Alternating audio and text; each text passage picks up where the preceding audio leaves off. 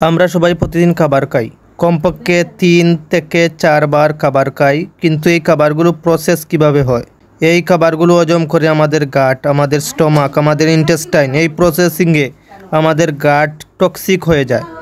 আজকে আপনাদের সামনে আমি 8টি উপায় বলবো যার মাধ্যমে আপনার হজম শক্তি বাড়বে, গাট হেলথ ইমপ্রুভ হবে, গ্যাস, অ্যাসিডিটি, ইনডাইজেশনের সমস্যার সমাধান হবে, বমিটিং, নসিয়া সব কমবে এই উপায়গুলোর মাধ্যমে।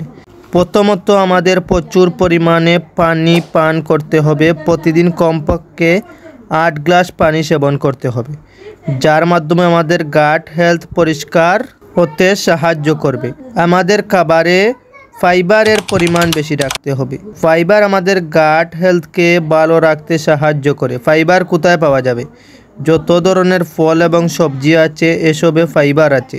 তাই আপনি চেষ্টা করুন প্রসেস ফুড না খাওয়া এবং হাই ফাইবারযুক্ত খাবার বেশি পরিমাণে খাওয়ার চেষ্টা করুন। চতুর্থ যে উপায় তা হলো লেবু এবং মধু। আপনি সকালে লেবুর রসের সাথে সামান্য মধু মিশিয়ে খেতে পারেন, এটি আপনার স্টমাককে ক্লিন রাখে। ফ্রেশ জুস খেতে পারেন, আপেল, ভেজিটেবল বা অ্যালোভেরার জুস বানিয়ে খেতে পারেন, যা স্টমাককে অনেক হেলদি রাখে। হার্বাল চা খেতে পারেন, এটি আমাদের ডাইজেশনে সাহায্য করে।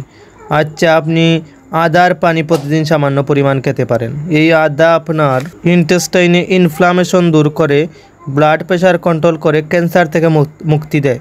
আদা আপনি অবশ্যই খাবেন। গরম পানিতে সামান্য পরিমাণ আদা বেটে খেতে পারেন। প্রোবায়োটিক আপনার ইন্টেস্টাইনকে অনেক ভালো রাখে। প্রোবায়োটিক কোথায় পাবেন? দইয়ে প্রোবায়োটিক থাকে এবং আপেল সিডার ভিনেগারে, যা আপনার শরীরে উপকারী ব্যাকটেরিয়ার পরিমাণ বাড়ায়।